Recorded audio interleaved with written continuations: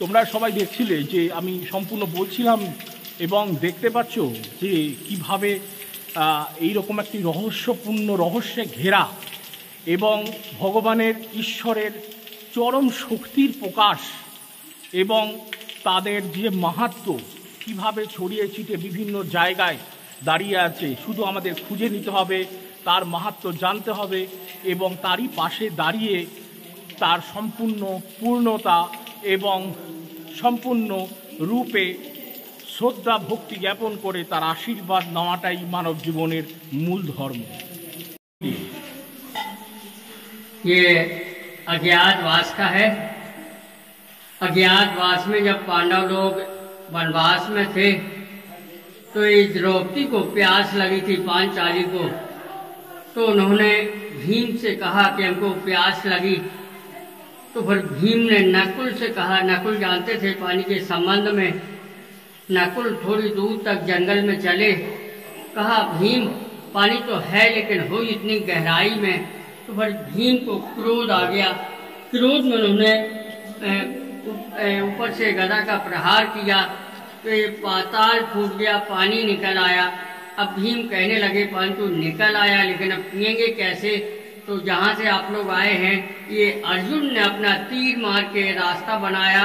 तो फिर आकर के उन्होंने जल ग्रहण किया, कुछ दिन रुके रहे, चले गए, पानी पीना था। फिर बाद में राजा महाराजा लोग आए करते थे जंगल में घूमने के लिए, तो अचानक यहाँ स्थल पर आ गए, इनको अच्छा लगा।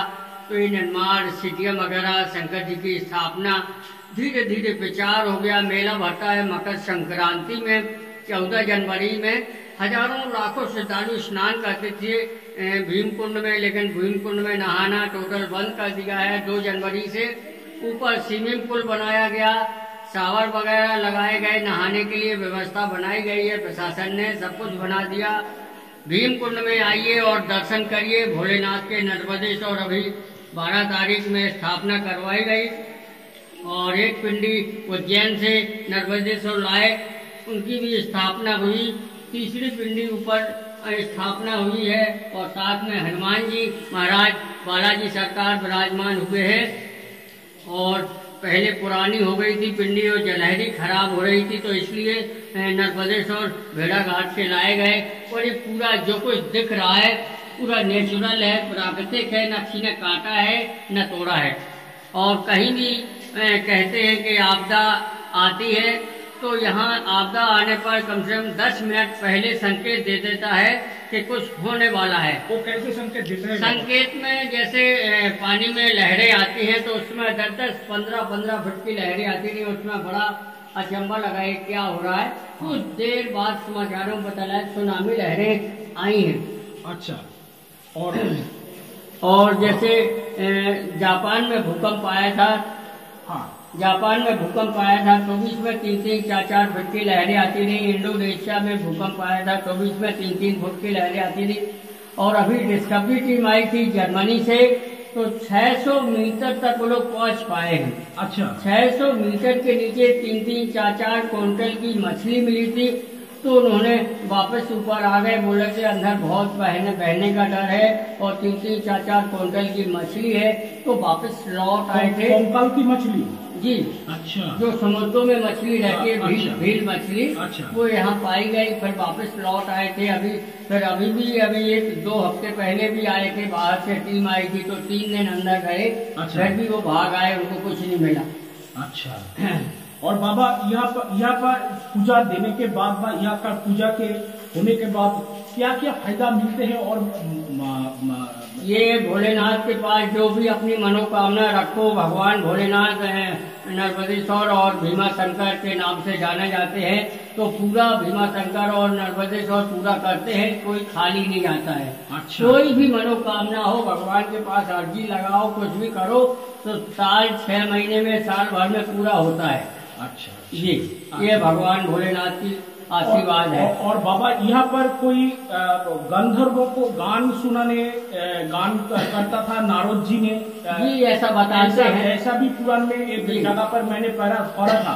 जी ऐसा बताते थे जी। और बाबा आपके यहाँ पर ही रहते हैं? मैं यही हूँ, हमारी तीसरी चौथी पीढ़ी चल रही है। अच्छा जी, स्टेट समय से। आपका आगे जो पीढ़ी था उसका नाम क्या था बाबा? हमारे बाबा भी रहे हैं, पिताजी भी रहे, बाबा के बाबा भी रहे। अच्छा। अब पिताजी थोड़ा वृद्धापन हो गया तो घुटनों से लाचार है।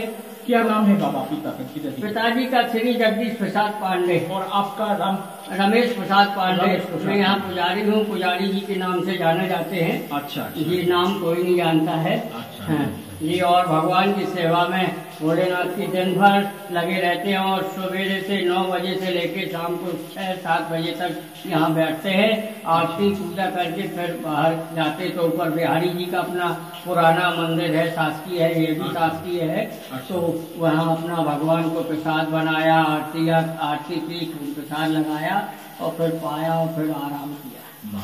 और बाबा आपका कुछ अनुभूति हुआ है इस जगह में? ये सब ये ऐसे धरोहर है कि यहाँ बैठो, आभास करो। तो यहाँ रात्रि में जैसे सो जाओ तो रात में आपको कीर्तन भजन की आवाज आएगी, और जैसे आज से सो रहे, नींद लगी है तो कहो ऐसा लगे कि जैसे कुंड में कोई कूद रहा हो, धम्म की आवाज आएगी और आप उठ के देखो तो कुंड में पानी शांत मिलेगा।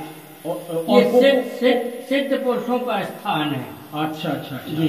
और बाबा इसमें जो रात के समय जब कीर्तन की आवाज सुनाई देती है जी, तब बाबा अगर कोई बाहर निकले तो उसको कि दिखाई नहीं पड़ेगा कि कौन कीर्तन कर रहा है? कुछ नहीं समझ में आएगा। आपको ढोलक, हारमोनिया, टप्पी, ताले की आवाज आएगी और आपकी नींद खुलेगी तो कुछ नहीं दिखाई देगा। ये सिद्ध पुरुषों का स्थान है। जो हमारे गुरुजी थे अच्युताचार्य जी महाराज, उन्होंने सन 61 में संस्कृत विद्यालय खोला था। आज भी विद्यालय संचालक है, 50-60 बच्चे हैं, पढ़ रहे हैं और उन्हीं का खोला हुआ है। अच्छा जी। और वो सिर्फ जड़ी बूटी लेते थे, अन्न वगैरह फल फूल उन्होंने कुछ नहीं लिया है। अच्छा जी। अपन जैसे पहुंच गए, कहा स्वामी जी भूख लगी है तो थोड़ी सी जड़ी दे दी, उतने में पेट भर गया, दिन भर के लिए फुर्सत हो गई। जी, बहुत ये है यहाँ का रहस्य। और ये पूरा नेचुरल है। गर्मी में यहाँ एसी फैल रहता है और सर्दी में गर्म रहता है। अच्छा। और बारिश में जो अभी भोलेनाथ के दर्शन हो रहे हैं, ये जल में अभिषेक होगा, पूरा डूब जाता